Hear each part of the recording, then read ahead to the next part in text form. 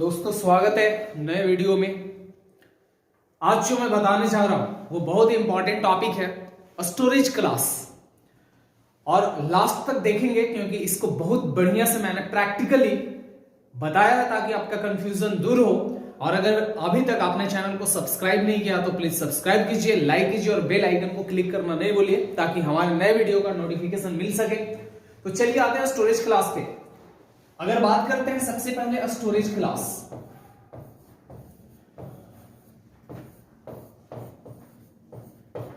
यहां पे अगर स्टोरेज क्लास की बात किया जाए तो जब भी स्टोरेज का कॉन्सेप्ट आता है तो इट मींस मेमोरी होता है जहां पे हम वैल्यू को स्टोर करते हैं। तो कंप्यूटर में जो मेमोरी को स्टोर करता है वो दो जगह स्टोर करता है प्रोग्रामिंग करते समय। एक मेमोरी में स्टोर करेगा जो कि मेन मेमोरी रैम हो गया, और दूसरा जो होता है रजिस्टर। आप समझेंगे कि मेन मेमोरी में कोई भी वैल्यू हम लोग स्टोर करते हैं ना, वेरिएबल बनाते हैं तो स्टोर होता है, बट उसको कॉपी करके सीपीयू अपने रजिस्टर में वैल्यू को रखता है प्रोग्राम को रन करवाते समय। अगर हम डायरेक्ट वैल्यू को रजिस्टर में रख दें तो हमारे प्रोग्राम का एग्जीक्यूशन फास्ट होगा, प्रोग्राम तेजी से रन करेगा। तो इसलिए यहां पे स्टोरेज क्लास आता है जिसका यूज करके हम लोग बहुत सारी चीजों को चेंज कर सकते हैं। तो सी जो स्टोरेज क्लास प्रोवाइड कर रहा है इसका यूज हम सी प्लस प्लस में भी करते हैं। जो स्टोरेज क्लास प्रोवाइड करता है बेसिक 4 टाइप्स का प्रोवाइड करता है। तो चलिए देखते हैं कि आखिर वो 4 टाइप कौन सा है, और बारी बारी से सब पे मैं प्रोग्राम बनाकर समझाऊंगा। सबसे पहले होता है auto storage class, static, extern, register. अब देखिए ऑटो का मतलब क्या होता है। ऑटो मीन्स हो गया ऑटोमेटिक, लेकिन ऑटो को जैसे ही हम लोग यूज करते हैं तो अलग से कोई भी स्पेसिफायर नहीं लगाना है किसी भी स्टोरेज क्लास के लिए। आप अगर void main यहां पे है, आपने लिखा void main और यहां पे ऑटो इंट x, ये बाय डिफॉल्ट गार्बेज वैल्यू ही लेगा। ऐसे भी बाय डिफॉल्ट ऑटो ट्रीट करता है, अलग से कोई स्पेसिफायर लगाने की जरूरत नहीं है। लेकिन ये ऑटो आप ग्लोबल में लिखोगे ऐसे ऑटो इंट x तो ये रन नहीं करेगा। ऑलरेडी इसका प्रैक्टिकली मैं इसको एग्जीक्यूट करके दिखाऊंगा। इट मींस ऑटो हम लोग कहां लगाएंगे और ये कब तक रहता है। जैसे ही x वेरिएबल बनेगा तो इसका कब तक लाइफ टाइम है। लाइफ टाइम का मतलब हुआ कि कब तक स्पेस बनेगा। तो ऑफकोर्स ये किसी ब्लॉक के अंदर, तो ये लोकल वेरिएबल हो गया।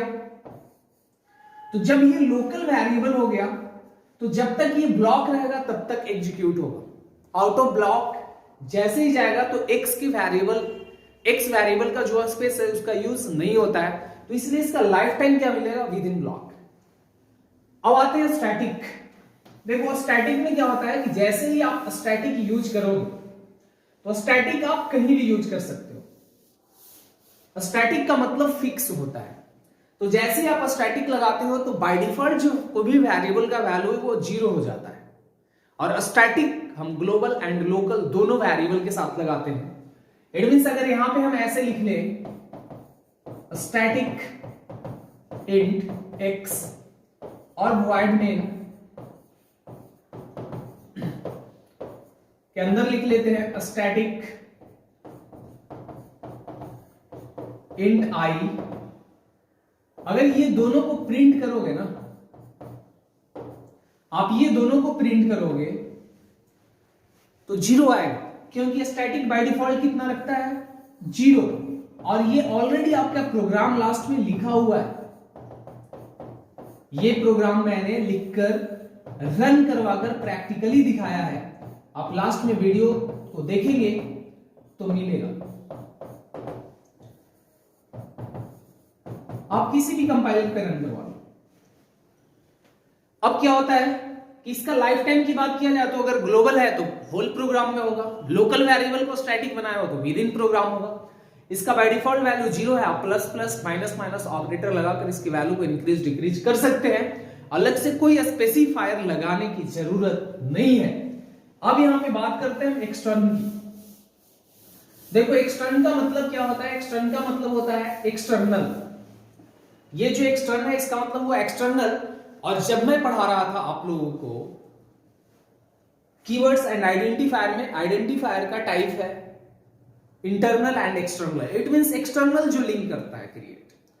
यहां पे global variable as a treat करता है जब एक्सटर्न लगाते हैं, लेकिन इसका क्या है कि आपको एक्सटर्न ग्लोबल वेरिएबल मेन के बाहर आपको इसको डिक्लेयर करना होगा, और डिक्लेयरिंग के साथ मेन फंक्शन किसी भी ब्लॉक के बाहर हम लोग इसमें वैल्यू को इनिशियलाइज करते हैं। फर्स्ट टाइम बॉडी के बाहर इनिशियलाइज करना होगा, उसके बाद मेन के अंदर। ये भी प्रैक्टिकली बहुत तरीके से समझाया हूं मैं। जैसे ही एक्सटर्न लिखेंगे आप, एक्सटर्न इंट सिर्फ आई लिख के ऐसे लिख दोगे ना तो एरर आ जाएगा। आई इक्वल टू आपको कोई ना कोई वैल्यू डालना होगा, उसके बाद आप मेन के अंदर भी आई के अंदर दोबारा वैल्यू स्टोर कर लो, उस वेरिएबल के अंदर लेगा।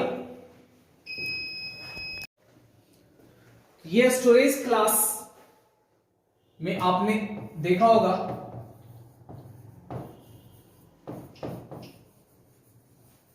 सबका मैं प्रैक्टिकल बताऊंगा। अब आती है बात रजिस्टर की। एक्सटर्न देख लिया, रजिस्टर जो ऐसा स्टोरेज क्लास है कि जैसे ही हम वेरिएबल के साथ लगाते हैं तो हमारा जो मेमोरी स्पेस है वो कहां बनता है, सीपीयू के रजिस्टर में। अब ये रजिस्टर के लिए अलग से आपको कोई स्पेसिफायर लगाने की जरूरत नहीं है, लेकिन आप जैसे ही रजिस्टर यूज करेंगे ग्लोबल वेरिएबल के साथ तो एरर आ जाता है। इट मींस इसका life time with in block होता है। जैसे ही आप void main है, void main के अंदर आप यहां पे लिखते हैं int रजिस्टर, कुछ नहीं ऐसे लिख देना है रजिस्टर इंट x। अब ये x के लिए जो स्पेस बनेगा ना वो सीपीयू के रजिस्टर में बनेगा, इसमें आप वैल्यू स्टोर कीजिए, प्रिंट कीजिए। अब क्या होता है कि बाकी वेरिएबल की अपेक्षा ये फास्ट रन करता है। तो आप सिंपल सी बात को समझिए। प्रोग्रामिंग के थ्रू मैंने बहुत बारीकी से समझाया प्रोग्रामिंग को। अब देखिए प्रोग्रामिंग को, आपके सामने एक सिंपल सा प्रोग्राम बनाया है मैंने, इसमें कोई भी स्टोरेज क्लास यूज नहीं किया। आप देखेंगे इसको रन करवा रहे हैं तो क्या होगा, ये सिंपल गार्बेज वैल्यू प्रिंट किया क्योंकि मैंने कुछ स्टोर नहीं किया था। अब आता है, सबसे पहले मैंने बताया था आपको ऑटो, तो चलो ऑटो पे पहले देखते हैं। आप यहाँ पे जैसे ही ऑटो लगा दो स्टोरेज क्लास, मैंने क्या बताया, by default auto he treat करता है। अब यहाँ पे जैसे ही मैंने रन करवाया same to same garbage value, auto garbage value लेता है। लेकिन ये ऑटो को मैंने क्या किया, इंटरनल क्रिएट किया। अब इसे क्या करते हैं कि एक्सटर्नल वेरिएबल बनाकर देखते हैं। तो चलो इसको राइट करते हैं हम लोग एक्सटर्नल वेरिएबल, और यहां पे मैंने लिख दिया ऑटो, और यहां पे कोई वेरिएबल लिख लिया int, after that x semicolon. अब यहां पे पहले मैं एग्जीक्यूट करके देखता हूं। आप देख सकते हैं एक एरर शो किया है, और ये एरर इंडिकेट कर रहा है, यहां पे आप देख सकते हैं। और ये क्या लिखता है कि ऑटो स्टोरेज एरर जो यहां पे आएगा वो लिखेगा कि ऑटो स्टोरेज नॉट अलाउड। देखिए ये जो ग्रीन लाइन है इसमें दिखा रहा है कि auto is not allowed here, मतलब यहां पे ऑटो अलाउड नहीं है। एरर पूरा आ जाए इसके लिए मैं थोड़ा स्क्रीन को पीछे करता हूं।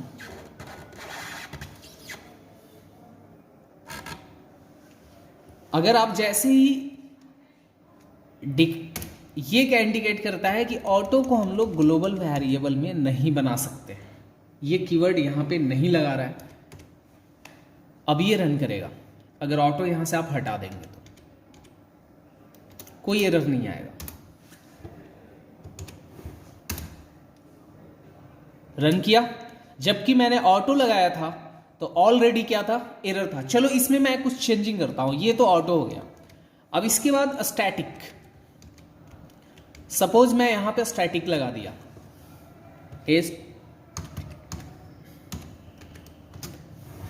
अब मैंने यह भी बताया था कि किसी भी स्टोरेज क्लास के लिए अलग से कुछ भी स्पेसिफायर यूज नहीं करना है।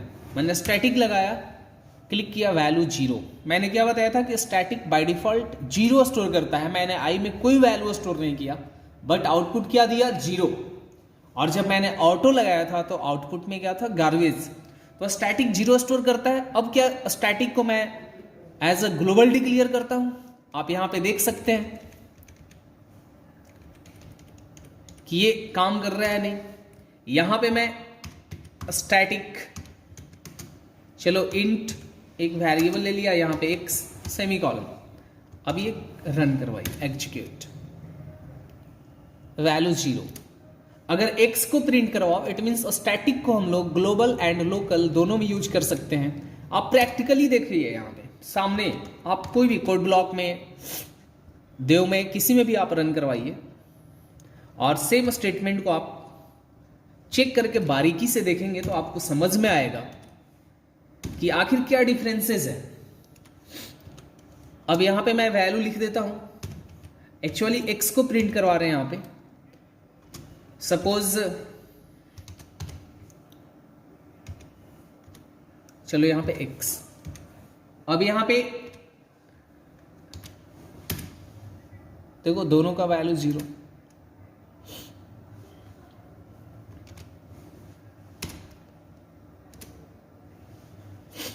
आउटपुट में ये जो मैंने माइनस आउटपुट नहीं दे रहा है, यहां पे %d के पहले इक्वल टू की जगह माइनस का सिंबल हो गया था।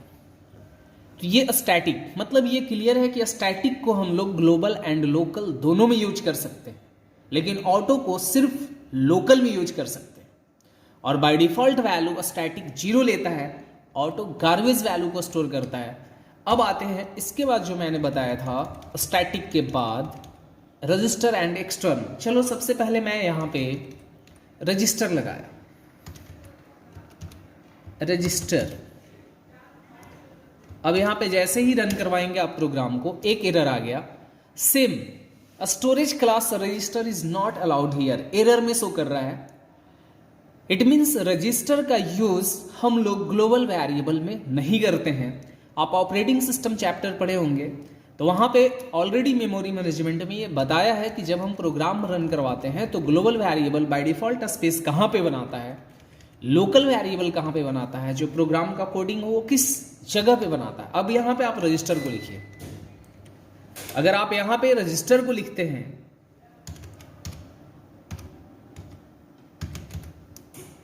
अब अगर आप एग्जीक्यूट करवाते हो प्रोग्राम,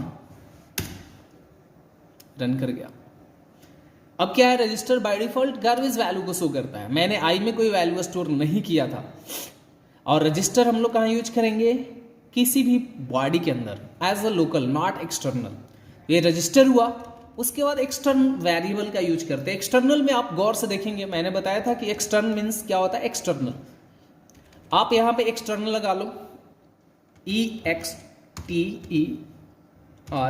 एक्सटर्नल लिखना, इट मीन्स एक्सटर्नल होता है। आप इसे एग्जीक्यूट करवाओ, एक बार में क्लियर हो जाएगा। अब देखिए यहां पे क्या कहता है, अनडिफाइंड सिंबल x इन मॉड्यूल।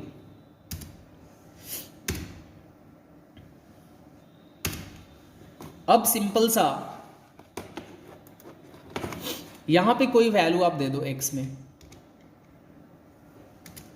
अगर सपोज x इक्वल टू हम यूज करते हैं 12,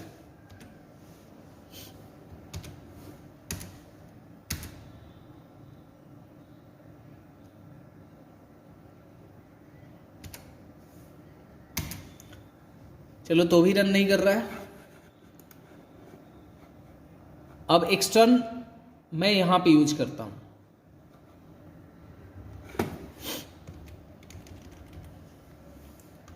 EXTERN, एक्सटर्न इंट आई।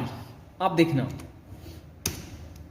2 एरर, x मॉड्यूल शो कर रहा होगा undefined symbol x in module. After that second error देख रहा होगा undefined symbol i in module. अब यहां पे एरर है, हमें क्या करना होगा कि बाहर में वैल्यू इनिशियलाइज करते हैं। एक x इक्वल टू यहां पे लिए, तो अगर आपने इक्वल टू लिख दिया 1 2,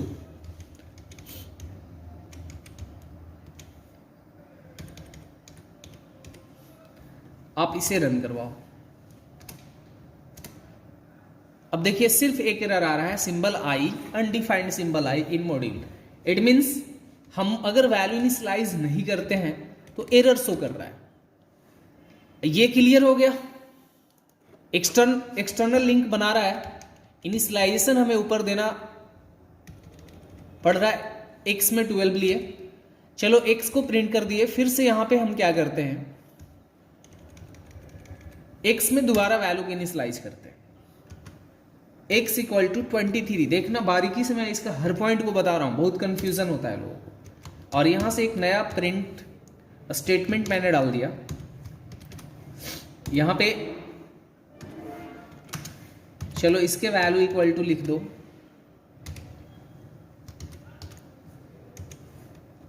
x।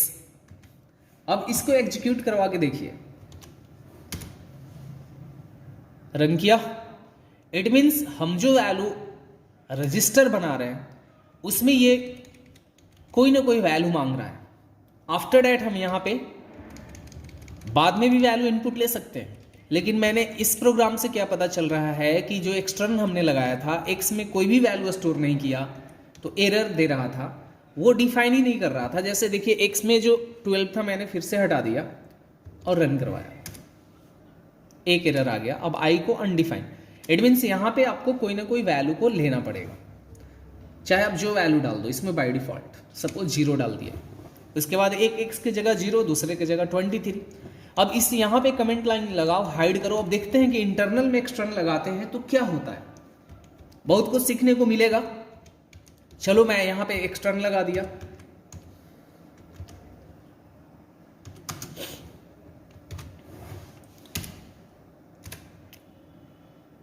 x symbol not allowed. ये तो एरर आएगा क्योंकि हमने ऊपर से क्या किया,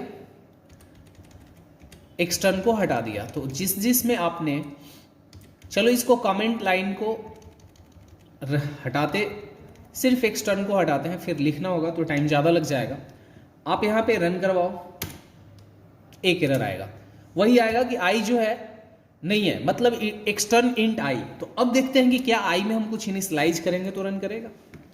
इंटरनल में एक्सटर्नल दोनों में लगाया है मैंने। आई इक्वल टू क्या लिख दिया यहाँ पे 2। अब रन करवाइए, एरर है, external variable can not be initialised. कह रहा है कि यहां पे आप एक्सटर्नल वैरिएबल को इनिशियलाइज नहीं कर सकते। आई इक्वल टू जो 2 मैंने यहां लिखा है, ये कहता है इनिशियलाइज नहीं कर सकते हैं। ये एरर को देखिए, external variable can not be initialised. अब यहां से इस 2 को हटाइए, बहुत इंपॉर्टेंट चीज है, मैं बारीकी से आपको समझाने की कोशिश कर रहा हूं। अब ये आई में अगर हम लास्ट में नीचे एकदम गेट ch क्लोजिंग के बाद अब आइए, अगर यहां पे मैं लिख दिया i इक्वल टू 2, अब यहां से जैसे ही रन करवाएंगे आप तो टाइप नेम एक्सपेक्टेड, ये इनिशियलाइज नहीं कर रहा है। अब सपोज यहां पे लगा लो, फिर आई को मैंने एक्सटर्न बनाया है लोकल में, I equal to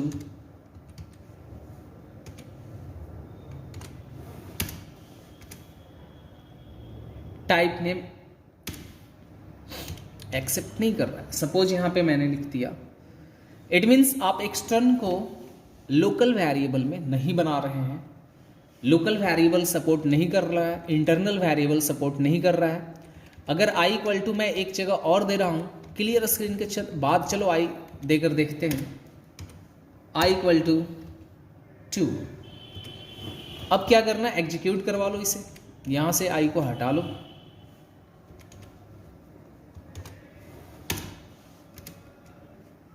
undefined I module, मतलब आई को एक्सेप्ट नहीं कर रहा है यहां पे। तो ये था आपका स्टोरेज क्लास। आप देख लिए कि एक्सटर्न कैसे काम कर रहा है। बिना एक्सटर्न का भी मेन के बाहर अगर हम बनाएंगे वेरिएबल तो एक्सेप्टेबल होगा। देखो मैंने हटा दी, यहां से साइड कर दिया और इसको हटा दो,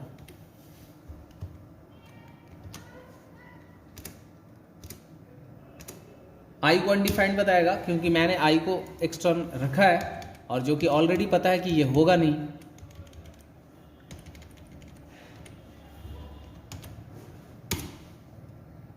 रन किया, इट मीन्स बिना एक्सटर्न का भी आप ग्लोबल ऊपर बना रहे हैं तो इनिशियलाइज नहीं करना होगा, लेकिन जैसे ही आपने एक्सटर्न लगाया तो वो इनिशियलाइजेशन मांगता है।